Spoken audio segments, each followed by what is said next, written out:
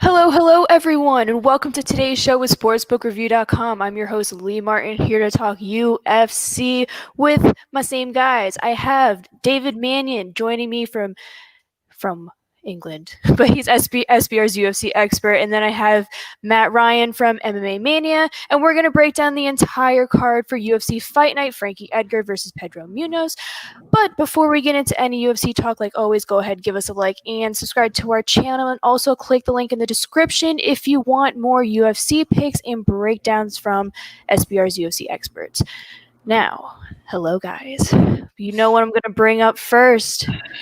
Last weekend, August 15th. Great day, but horrible fight.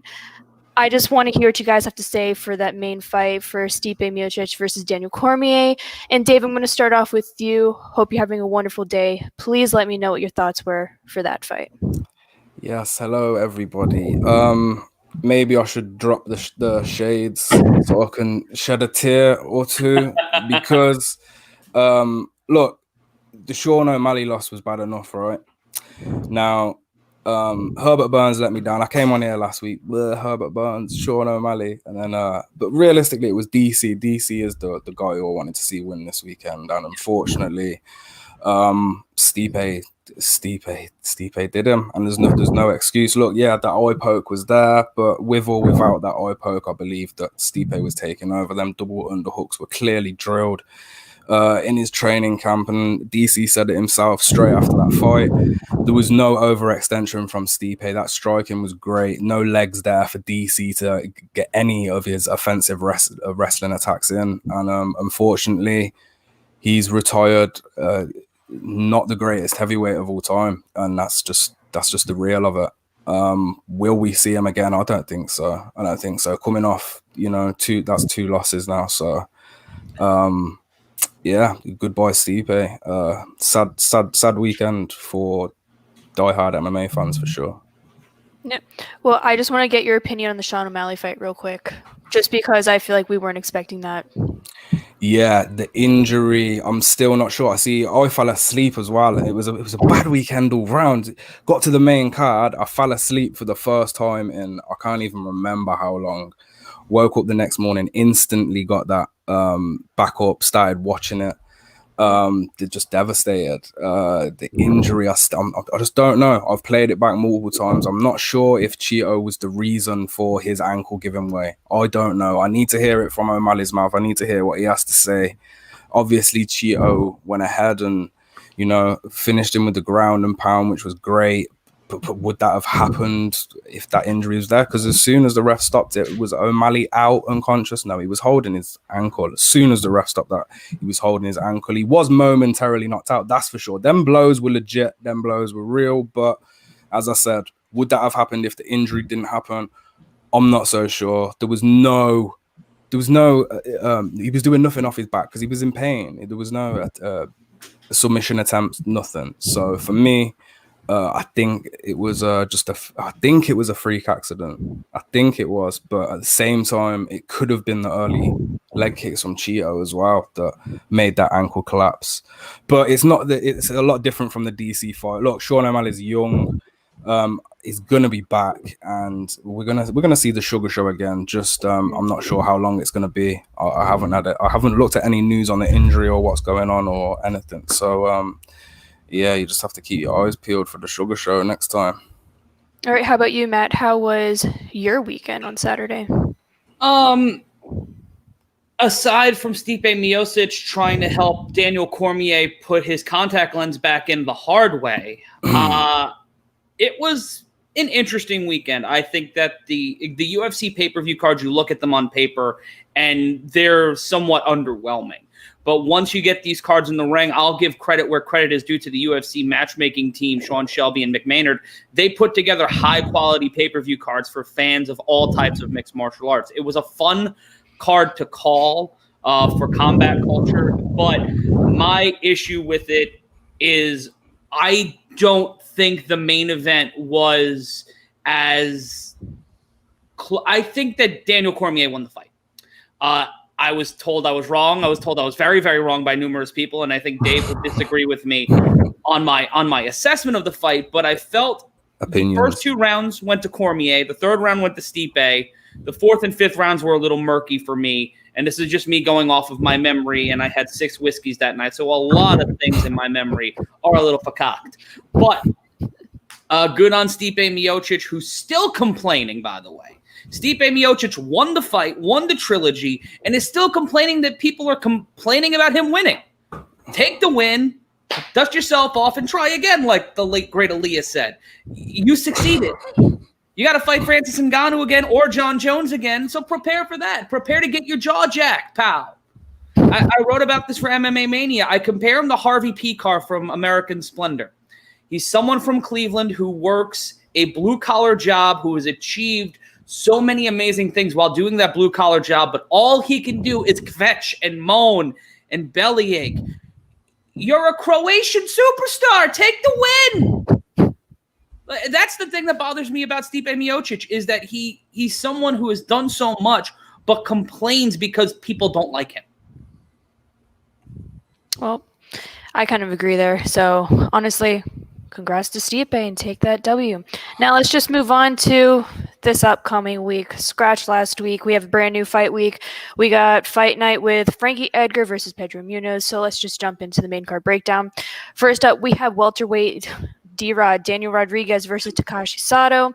Via Bet Online, Rodriguez is -190 and Sato is +165. Dave, I'm going to start with you. Can you give us your breakdown and pick for that fight? Yeah, we got 2 not brand new faces, but not familiar faces as we'd like to see. But this is gonna be a great fight, I must say. Takashi Sato, heavy hitter, former judo champion, and that's where it started for him. Came into MMA through judo, but we don't actually see that. He loves to strike. Problem I have with his striking is it's a lot of 1-2 combos. Now they work. We watched the straight left work. In his previous fight against Jason Witt. But that was Jason Witt. Now he's fighting a guy in Daniel Rodriguez coming out of the BMF ranch who has a great kickboxing base. And I think we're going to see an awesome striking battle here. And I don't see this one going to the judges' scorecards either.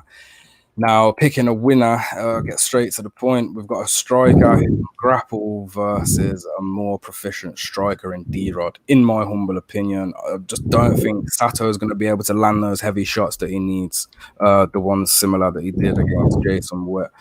He loads up a lot, as I said, 1-2, 1-2. D-Rod has the combinations. If this goes the distance, which I don't think it will, it's definitely going to be in favor of D-Rod, in my opinion, unless Sato can implement some judo and do some grappling. I just don't see it happening.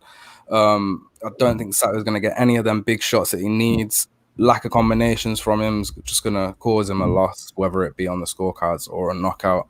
Now, I love the opening price of D-Rod. I think it was -130, but the public have pounced quick, and we're now looking at odds that I'm just not going to be touching.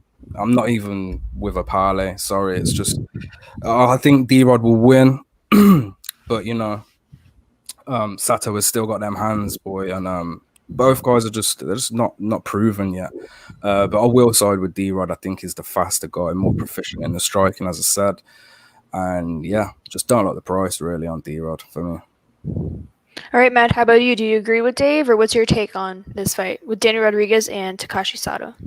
Well, Daniel Rodriguez is walking into his 3rd fight of 2020. He's got wins against Gabe Green and Tim Means. And taking a look at some of the stats here, he's averaging 8.6 significant strikes per minute. That's a pretty solid rate.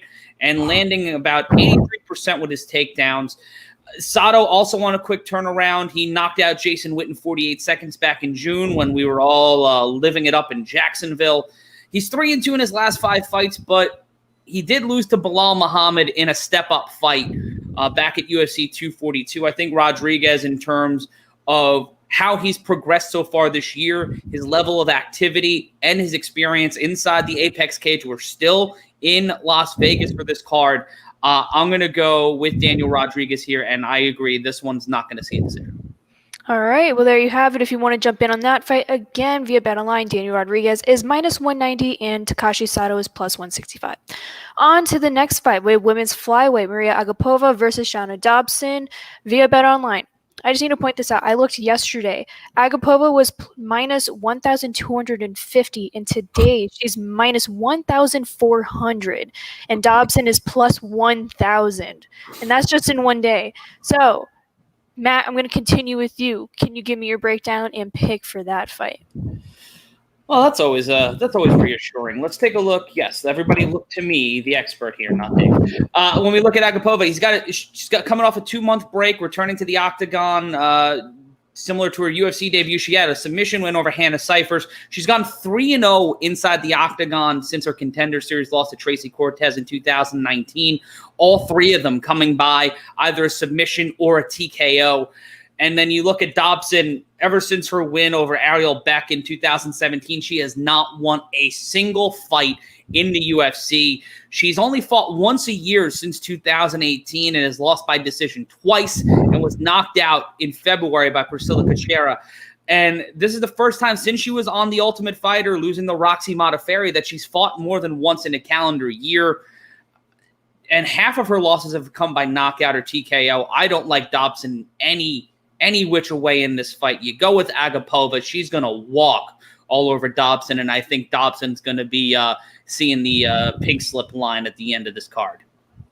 All right, Dave, how about you? I'm going to read you those odds one more time. We got Agapova minus 1,400 and Dobson plus 1,000. Does Dobson deserve that nickname Danger? Like, what's up with that? Can you give me a breakdown and pick for that fight? Yeah, I mean, overall, look, this card for betting is pretty bad. But if there's two things that are certain this weekend, it's gotta be Mariya Agapova and Timur Valiev for me. They're the two fighters on this card who I just think have a very small window of a chance of losing. So how do you bet this fight? I mean, Agapova's probably going to come out and get it done quick. We've seen what this girl can do. She's got a good team around her. She's young, she's fresh and hungry. Shayna Dobson, on the other hand, hasn't really done anything. She came into the UFC with just 3 professional fights in her career. It was never looking good. Yeah, I'm not sure why the UFC put their faith. I think it was just lack of female fighters at the time. It must have been the only reason. I mean, she's not even got a, but she fights an elevation fight team. It's not like she's surrounded by, low-level bummy fighters. She's up there, but with a 3-fight losing streak now and the record that she currently has, I'm shocked that she has this fight. And to be honest, this is probably due to COVID that she is even able to compete this weekend. This is a set-up fight. This is what the UFC do from time to time when they, want to showcase one of their young talents. And for me, that's exactly what's going to happen this weekend. And Agapova will be rocking the boat at Dobson, as the great Aaliyah once said. All right. I love you, Dave. I love Aaliyah. Sorry, man, I had to drop something. If you did, I had to do the same. All right, we gotta get at least one R&B reference in per show. All right, guys. Well, if you do want to get in on that fight again via BetOnline, Agapova is minus 1,400 and Dobson is plus 1,000. Let's move on to the next fight. We have heavyweight Marcin Prachnio versus Mike Rodriguez via BetOnline. If I can find his name. Marcin Prachnio is plus 190 and Mike Rodriguez is minus 255. Dave, I'm going to continue with you. Can you give us your breakdown and pick for that fight? Yeah, I was a bit confused when I seen this fight on the main card, but just below the co-main event. I don't know. I've got a funny feeling it could be another setup fight, but for Mike Rodriguez, because look, both these guys are coming off 2 losses, but it seems as though that Prachnio just isn't UFC worthy. The guy looked great in one championship, but now who knocked him out? Sam Alvey knocked him out. Come on. I mean, no disrespect to Sam Alvey, but if you're a new guy in the UFC who's got a small height behind him, losing to Sam Alvey is derailing that instantly. Mike Rodriguez 10-5, similar situation, coming off 2 losses. He's an OG of Dana White Contender Series. Originally, I think it was the season 1 he actually came on from 2017, and again I'm just this fight kind of hurts my chest for some of the more deserving fighters that are on the prelims, to be honest. But it should be Rodriguez's fight to lose. Prachnio in his UFC debut and his second attempt in the UFC lost by a first round knockout. Magomed, I can take that. Sam Alvey, as I said, sorry, I just can't accept that. Prachnio looked great in one championship, and he seemed to be a complete failure since joining the UFC. He's got a blue belt in BJJ. He's black belt in karate. I don't know how much that means to anyone, but I don't think that's going to save his chin. This fight really should be, I reckon they should go old school WWE and put a contract on a pole match, because whoever loses will be heading right out the door. They're going right out the door, whoever loses this fight. And I don't have much confidence, but Mike Rodriguez should take this one.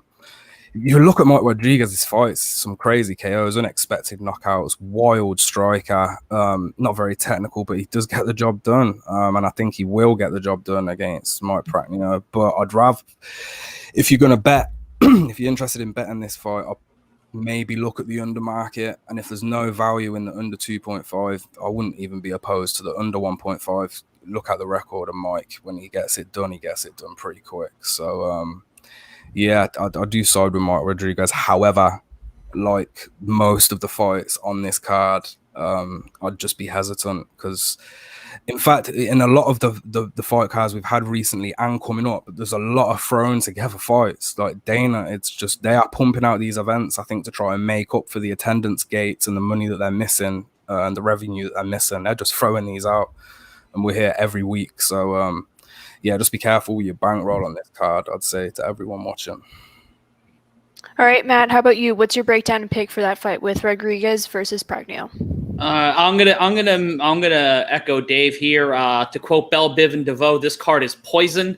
When you look at Prachnio, since jumping ship from one championship, as Dave said, he's gone 0-2 with losses to Ankalaev and Alvey, and he's only averaged 2 fights a year prior to his 2018 loss. In the UFC, in 7.5 minutes across 2 fights of octagon time, he's only landed 18 strikes. For a light heavyweight, those are garbage numbers. You take a look at Rodriguez, he's trying to get back to the 500 mark in the UFC. He's 10-4 in his career. He's only lost 1 fight on the scorecard since joining the UFC, so don't expect this fight to go to a decision. That was to Devin Clark back at UFC 223.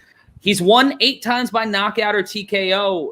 Prachnio has won 10 times, but Prachnio is not an elite level UFC fighter to me. He might have inflated his record at 1. Their light heavyweight division may not be on par with some of the other weight classes they have over there and some of the other caliber fighters they have. I don't think that 205 division stacks up with a Bellator or a UFC. So Prachnio got signed because he was making a lot of noise.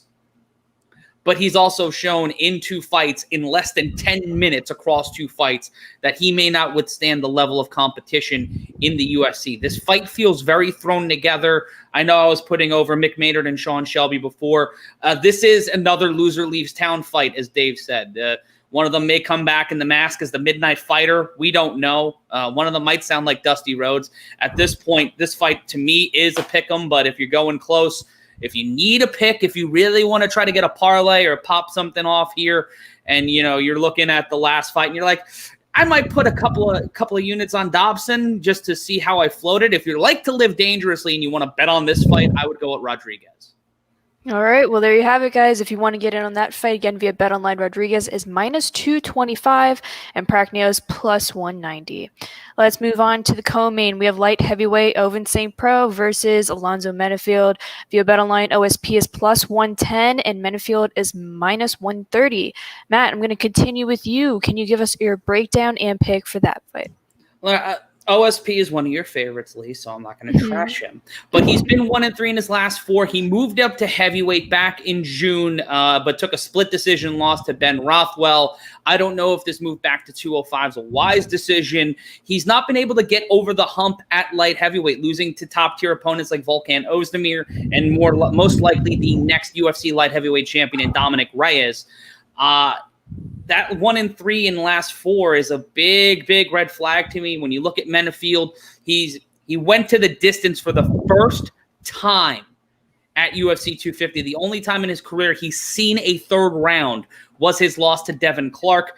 Aside from that, in his first 9 fights as a pro, he stopped every single opponent he has faced. But this is the toughest guy he's fought yet in the UFC. He's fighting in the co-main event of a card. That's the bright lights are on him. It's a smaller cage, so both of these guys are going to be throwing hands. And in his last fight, Clark outlanded Menifield 79-39 in way of significant strikes and had a takedown that kept Menifield on the canvas for the entire fight.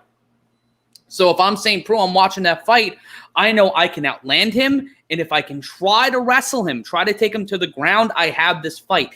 It's a really tough fight to put a pick on. You kind of want to go with OSP because he is the veteran. He does have the experience edge, especially in the UFC, and he's faced elite level competition before. Menifield is another guy that is a hard-charging upstart in the UFC. A lot of young guys right now coming in with heavy knockouts at 205 and at heavyweight, and they meet these elite level competitors, these third, fourth generation UFC heavyweights, and they get their clocks cleaned. So I'm going with OSP just a little bit more because Menifield, if he gets into deep water, how is he going to react? OSP is a 38-fight veteran of mixed martial arts. It's going to be a long night for Menifield. I'm going with OSP. All right, Dave, how about you? What's your take on that fight? I'll read you the odds again. OSP is plus 110 and Menifield is minus 130. Yeah, look, last time I faded OSP against the inexperienced UFC fighter and Alexei Jaychuk, and I was eating my words when he pulled off another Von Flue choke, which is crazy. This guy, I don't like, there's been 6 Von Flue chokes in the UFC, and OSP has 4 of those, which is pretty incredible. The Von Preux choke, it was renamed. I forgot, it's the Von Preux choke. Yeah. I can't disrespect OSP this time around, but he's also not the plus 200 dog like he was this time around. The bookies learned their lesson from last time. And now we're looking, close to evens. Plus 110, you can get plus 120. Some books you can get plus 120, which does certainly become very interesting at that price. Look, the power of Menifield is what's scaring me. I did my co-main event breakdown for this. I wrote 1,000 words on this fight, and I ended up siding with OSP. I believe the experience, will prevail. But with that said, when you go back and you watch the Alexei Jaychuk fight and you see how many times he teed off on OSP, and he looked like a middleweight. It looked like a middleweight versus a light heavyweight in that fight, and the light heavyweight seemed to be getting bullied in the first round, and it was yeah, I'm pretty sure the live line would have gone up even higher. So people that took a chance on OSP at the end of the first round against Alexei Jaychuk would have cashed nicely because he came out. He weathered the early second round storm, but by that time, Jaychuk had nothing left in his power, took him down. Von Flue choke, beautiful. Is he going to be able to do that against Menifield? I'm not sure. Menifield, it's hard to watch tape on a guy when the majority of his tape just involves him taking the head off his opponent.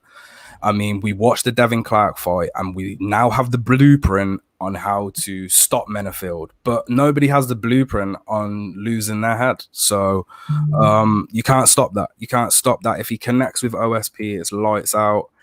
If he doesn't, OSP is going to win this fight. That's what I believe.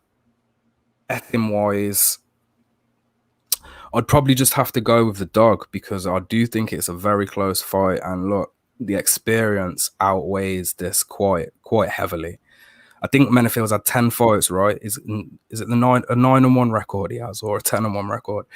He's just nowhere near the experience of OSP. And look, I just think OSP will need to weather that storm same way he did with Alexei Jaychuk. I just don't want to see him get hit the same amount of times because OSP, people talk about his submissions, but he's a kickboxer. He's got striking himself. He's got a lethal head kick. So I think he's just got more tools. Here's the well-rounded fighter here against a guy who's relying on that.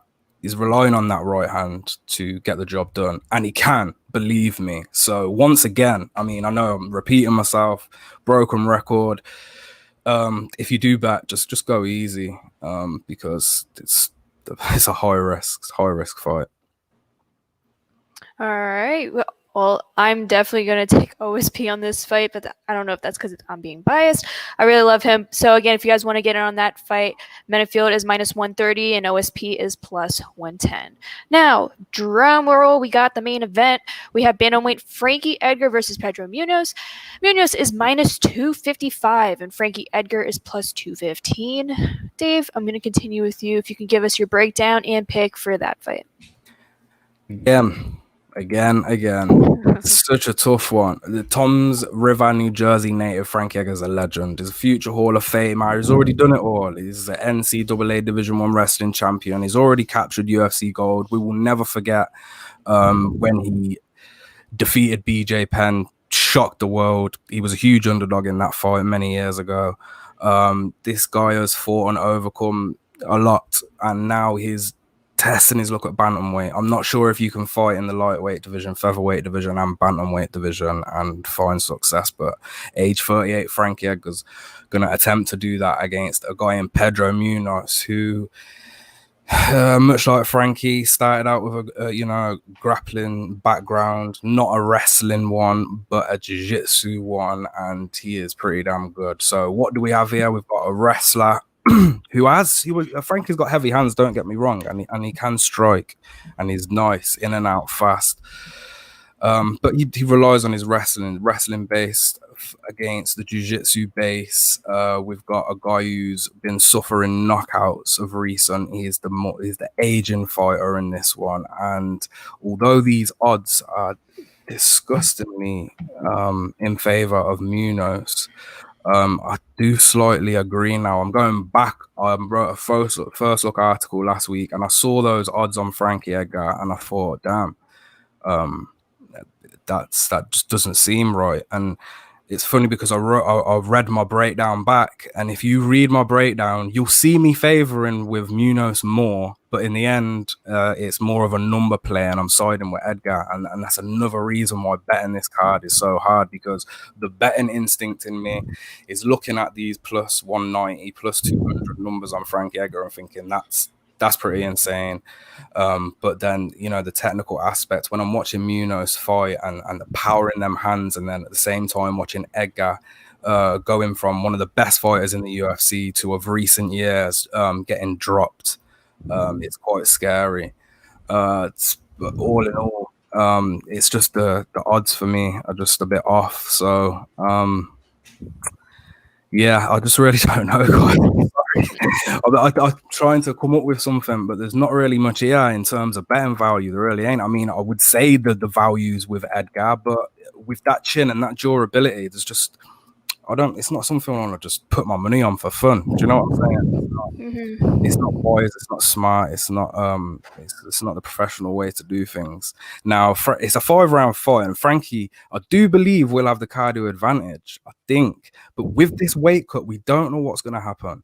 And his manager, Ali, who, does everything for every fighter that he manages, posting pictures of Edgar saying he's only got 10 pounds to go. Yay. Frankie didn't look well, put it that way. So I'm not sure if we're going to get the same Frankie at Bantamweight. Yeah, it's a risky one, but I do slightly side with Munhoz taking this win. But look, Frankie could grind this, man, and that price is juicy. So yeah, ask someone else. Get someone else's opinion. I really don't know on this fight. But now I gotta be the one. Now it's on me. Yeah. All right, well, Matt, let's just go on to you then. Let's get your opinion for the Edgar and Munhoz fight. And I do have to ask, do you think this fight will go the distance, or do you think it'll stay in, Matt? So I just saw a metaphor of this fight take place in my living room. If you saw me walk off camera, my dog Olive, never popular with our viewers, just completely destroyed a pillow inside of her pen. And I feel like that's a metaphor for the main event this Saturday night. Frankie Edgar, UFC Hall of Famer, one of the greatest of all time. You're never going to get that argument from me. I was in Tom's River on Sunday, so I'd like to go back again. So I won't completely bury Frankie Edgar, but he's 38 years old. He's moving down another weight class. Usually when you see fighters get older, you see them move up weight classes to seek success. We've seen Jose Aldo kind of go up and down, up and down, up and down, like Kate Moss in the 90s in terms of weight fluctuation. So you see fighters do it, but they're never really truly successful. And that's the thing that scares me about Frankie Edgar, is a guy who at 38 years old is on a 2-fight skid, but they are the quality opponents in Chen Xiongzheng and then featherweight champion Max Holloway. But he has not won since 2018. Olive, I know you love Frankie Edgar, but I've got to get this out there. His last winning streak came 3 years ago with a 2-fight winning streak over Yair Rodriguez and Jeremy Stevens, the latter fight taking place in 2016 at the Garden. He's been knocked out twice. He's went to the distance 6 times and lost. He's won 12 by decision. But the thing we got to look at with Munhoz here, which makes it a tricky bet for anybody, is that he's returning to the octagon after recovering from COVID-19. We don't know if there are going to be lingering or debilitating effects on Munhoz. We saw him lose to Aljamain Sterling back at UFC 238. That halted a 3-fight winning streak, which included a win over Cody Garbrandt.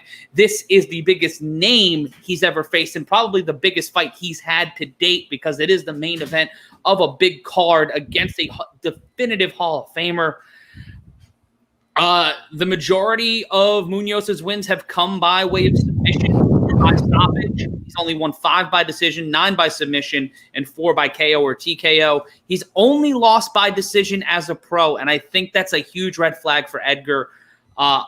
If this gets into the 4th or the 5th round, I would give it to Edgar, but I don't see it going that way. I think it'll be Munhoz by submission before we head into main event rounds. Yeah, do you know what? I will add as well. Look, as far as I believe, Munhoz hasn't gone past 3 rounds in his career, has he? So that's something to take into consideration. If it does reach the 3rd round and doesn't look likely of a knockout, and his chin seems to be doing well, a live bet might be the way. If it's obviously not leaning too far in Edgar's favor already, if it's a pretty even fight heading towards the 3rd, or even better if he's losing the fight heading to the 3rd, those championship rounds could be key. But yet again, we have to take into consideration the weight cut, and that's why this fight's probably just going to be a pass for me. All right, well, there you guys have it. If you want to get in on the main event, again, Munhoz is -255 and Edgar is +215. That's all I have for the main card breakdown. If you aren't following the guys on Twitter, definitely give them a follow. You can follow Dave at @dmanion_, and you can follow Matt at @mryan consulting. Also, if you would like more UFC picks and analysts from SBR's UFC experts, head over to sbrpicks.com/UFC or click the link in the description below. Again, that's all I have. Thank you guys so much for your time and dropping some knowledge. Good luck this weekend. I hope it's a better weekend this time. So, until next time. Peace. Bye.